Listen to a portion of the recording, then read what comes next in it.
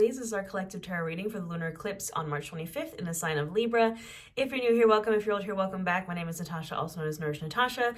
This is going to be, like I said, a tarot reading and energy reading specifically for the full moon lunar eclipse coming up on March 25th in the sign of Libra. I'm also going to tell you a little bit about what you need to know astrologically for this full moon, this lunar eclipse. And I also have a full free yoga class for this lunar eclipse here on my channel as well. And we do a workshop here in my membership too. So if you want an online coven with live yoga, live tarot, live new moon and full moon workshops, just hit that join button and come join us. So we're going to get right on into it. I'm going to tell you a little bit about this lunar eclipse in Libra and shuffle the cards. And yeah, so this is, oh my goodness, cards are already flying, my friends. This is our first eclipse in 2024. It does have a bit of a callback to our eclipses that we had in 2023, specifically around April and October, because this eclipse is on the Aries Libra axis. Now, our eclipses last year, I believe specifically the October one, was on that axis, even though the eclipse was actually in, I believe, Taurus, but it was still on that Aries Libra axis. And the Aries Libra axis is the nodes, the north and the south nodes, and this energy, specifically the Aries and Libra energy that is happening under this lunar eclipse, it's all about the kind of push and pull between your own autonomy, your self-confidence and power and you as kind of your own being. And then that's the Aries energy. And then the Libra energy is like the relationships and dynamics in relationships and kind of how you show up in relationships and how you like interact with other people. The Libra energy, Libra is ruled by Venus, the planet Venus, which is our planet of like love and beauty and all those good things. And Libra is an air energy. It's very like flowy, very lovey. I feel like Libra gets the kind of stereotype of being like the sign of like love and luxury and just kind of like very flirty energy. My mom's a Libra. I like Libra placements. But with eclipses, eclipses are just portals that put us where we need to be. The energy can be very chaotic. It can be very heavy.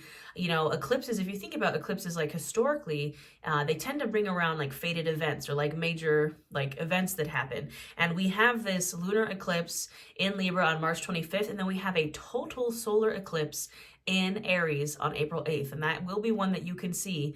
I just saw this TikTok about people are like flocking to, there's like a eclipse line where you will be able to see the total solar eclipse across the United States, and people are like traveling there so they can see the eclipse. It is a pretty cool experience. Just make sure you wear your protective eclipse glasses. But for this lunar eclipse, this eclipse is actually a penumbral eclipse. I always want to say prenumbral. It's not, it's penumbral eclipse. And so it actually is a pretty rare lunar eclipse. You might not be able to see it. It kind of depends on where exactly the Earth's shadow is going to fall. But it is a pretty rare event. And yeah, I'm ready for it. It's just, I say with eclipses, you just gotta like go with the flow. You gotta go with the flow. You gotta go with the chaos. And we also have, as of the day that I'm filming this, March 18th, we are in Mercury retrograde shadow period. And the official Mercury retrograde starts on April Fool's Day, my friends. So just, things are going to get a little funky, and we just have to go with the energy and not get frustrated. Now, this lunar eclipse in Libra is all focused on matters of the heart. When I was writing down my notes for this full moon lunar eclipse, I just kept hearing that song, Total Eclipse of the Heart, because it kind of just fits like what's going on. Libra in the body rules our heart chakra. This is our chakra of balance. It balances the 3 upper and the 3 lower chakras. And Libra in the tarot rules the Justice card. And we know that Libra is the scales. It's all about balance, my friends. And this lunar eclipse specifically is about balancing how you love, how you give and receive love, how you kind of interact again in your relationships, how you balance your own personal autonomy versus, again, how you show up in relationships, whether they're friendships or with family or with lovers, whatever. I also wrote opportunities to break cycles and release. We know full moons in general are about releasing, and specifically this eclipse, it's all about like breaking cycles and like endings. I really feel this eclipse and then the solar eclipse is coming up is really like the end to the portal. Especially like this lunar eclipse is kind of like the breaking of the cycles, the release, this major ending, and then the new moon in Aries with that solar eclipse that's coming up. Although, again, I generally don't recommend manifesting with eclipses. that solar eclipse is going to like supercharge the new moon. And it's like we have to let cycles break and things end with this lunar eclipse in Libra, so we can maybe have our supercharged manifestations under that new moon in Aries. What else? Yeah, that's pretty much it. Like I said, autonomy and partnerships, power dynamics in relationships, and it all comes just down to balance. Like, what in your life is causing you to feel unbalanced, especially when it comes to relationships? And how can we break those cycles, and how can we release those things and let those things end? I think that's pretty much all I want to say. It's pretty straightforward energy. Again, I just recommend letting the eclipse do its thing, letting the retrogrades do their thing. I just realized we have the King of Cups already lurking at the bottom of the deck, and he is the card of emotional stability.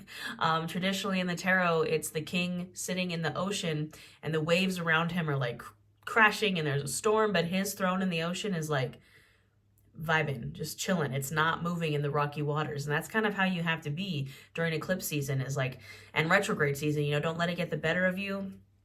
Yes, chaos and frustrations might ensue, but I think we also need to remember that sometimes there's such thing as good chaos and like fated events. Like something happens that maybe frustrates you in the moment or seems like something really, you know, like crappy happened, but then you're like, oh, this actually led to something else, or led me to figure out something, or was for my greater good. That's kind of the vibe. Now, these two cards that we already had fall out are the Five of Swords and the King of Wands. The Five of Swords has definitely been a bit of a stalker card energy. I'm going to try to not get this in the glare of the sun. The Las Vegas sun is very bright, and these cards are very shiny, so it does pick up very well. But like I said, we have the King of Wands and the Five of Swords. Now, the Five of Swords usually, and this is a very interesting Five of Swords, this person's literally carrying somebody's head like on top of them. The Five of Swords usually is people putting their swords down after battle, and it looks like these people are kind of walking away from a battle victorious with somebody's head, you know what I mean?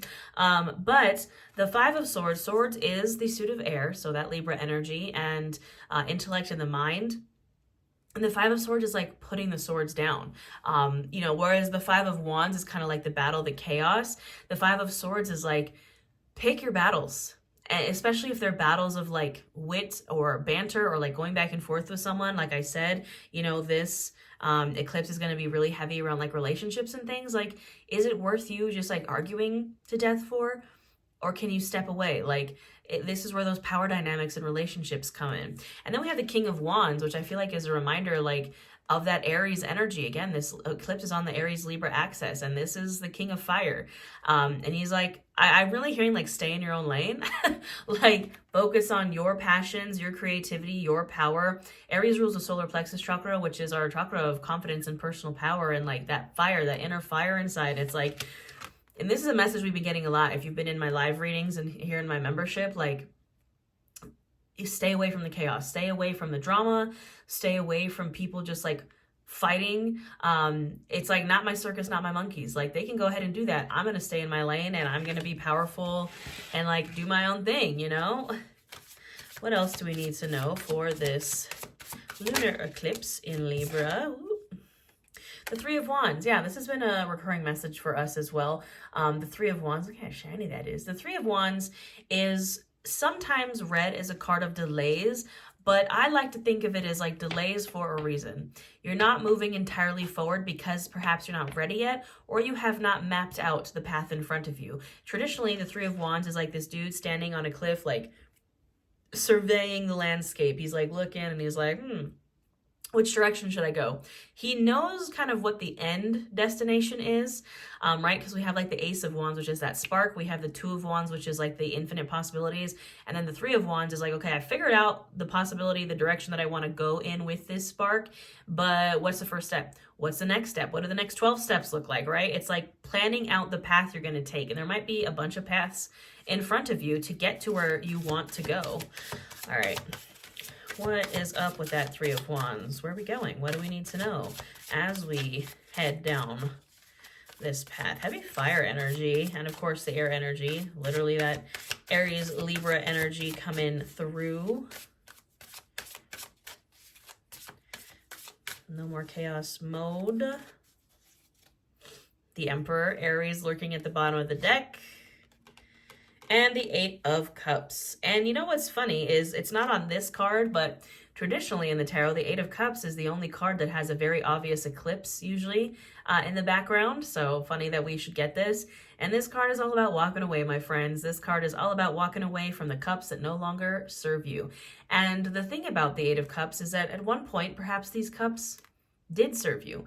Perhaps the cups did serve a purpose, and maybe they helped you get through a rough patch, or they're just things that maybe you're just not passionate about anymore, or that you don't feel things towards anymore. I'm hearing they're like weighing you down, these like old things that just like aren't important to you anymore, but for some reason you're still holding on to them. Like, well, it's familiar, it's comfortable.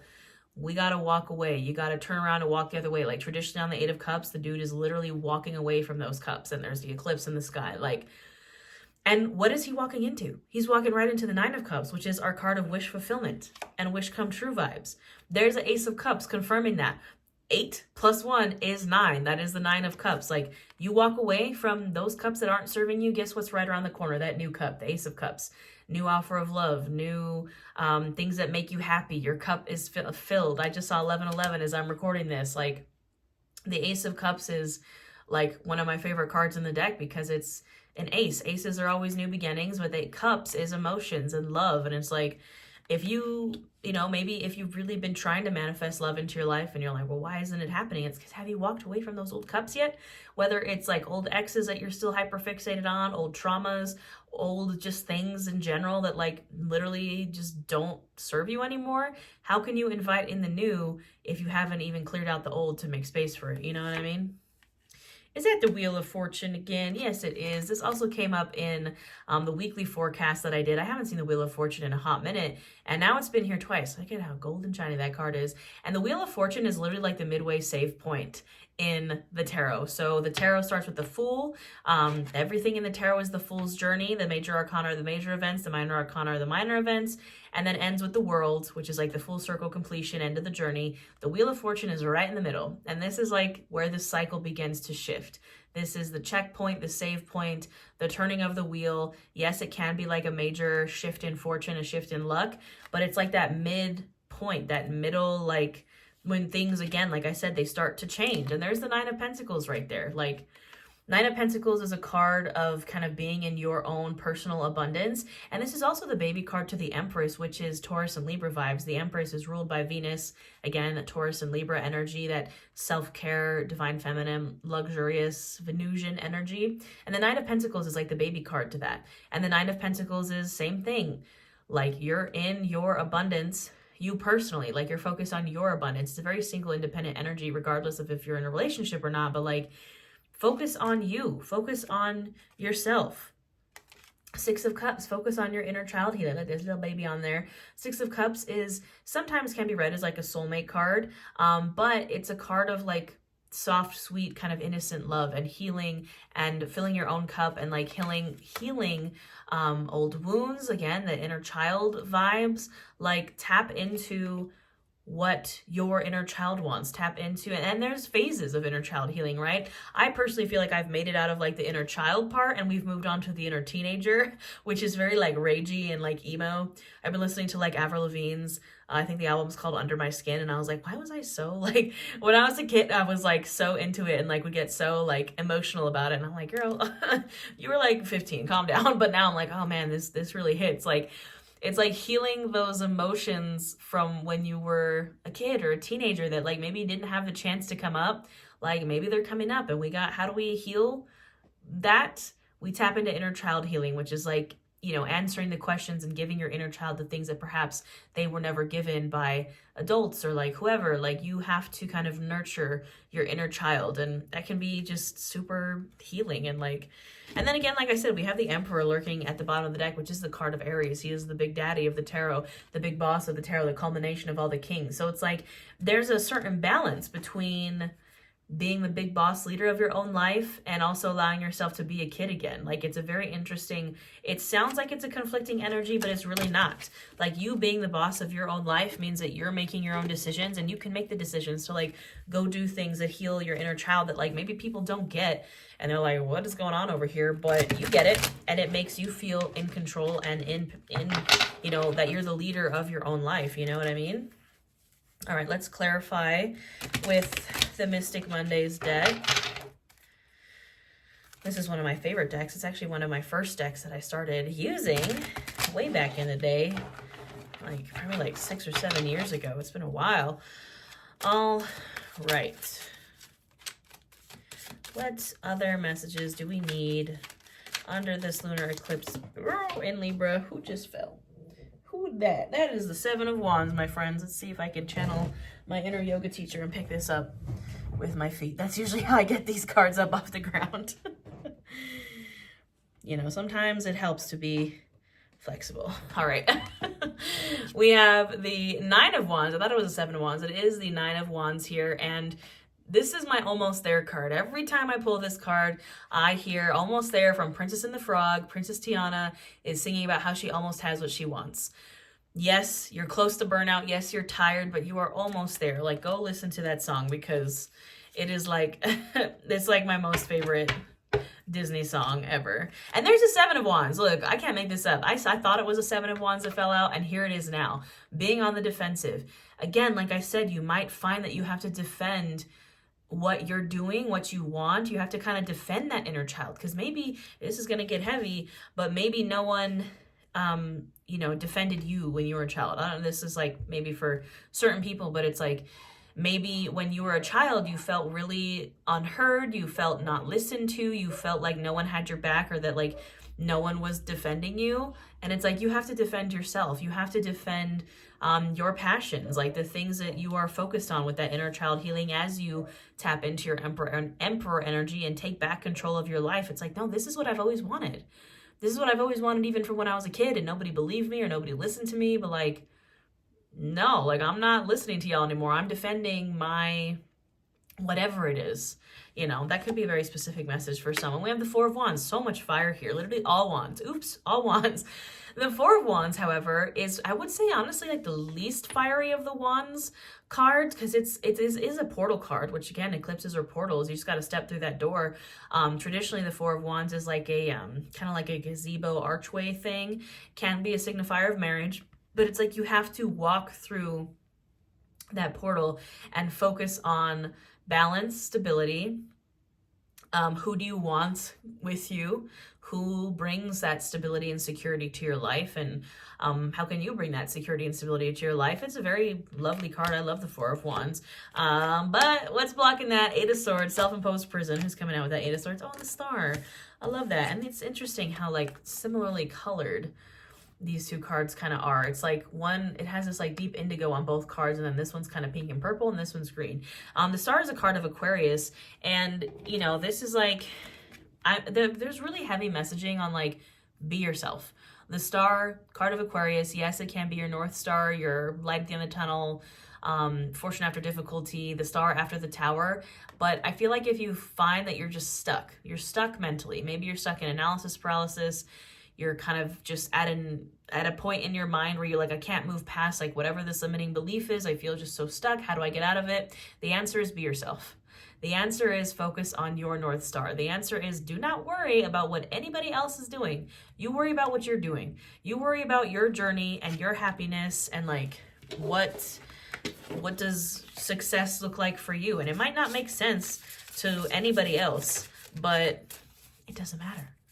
It doesn't matter. It doesn't have to make sense to anybody else. All right, I just want to get some just like major themes of this eclipse from this Sacred Symbols Oracle deck.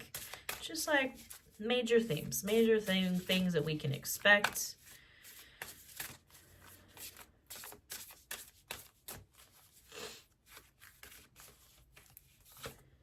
Oh, friendship. That's so nice.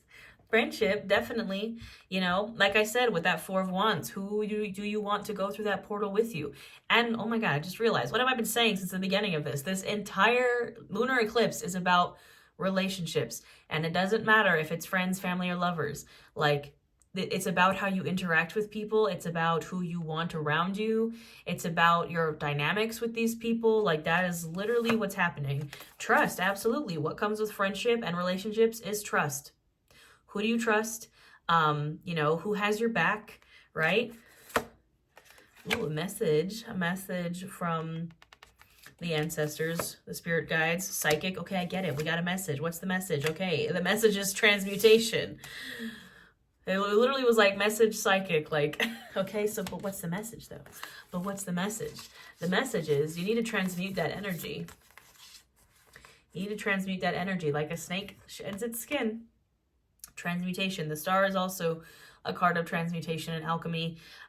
But, you know, transmutation is the art of taking one thing and turning it into something else. Like taking your perhaps negative emotions or traumas or things that you've been through and using that energy to create something beautiful and healing out of it. Like, it is a very intense energy. It is certainly not easy, but that's the message here, like, is transmute it.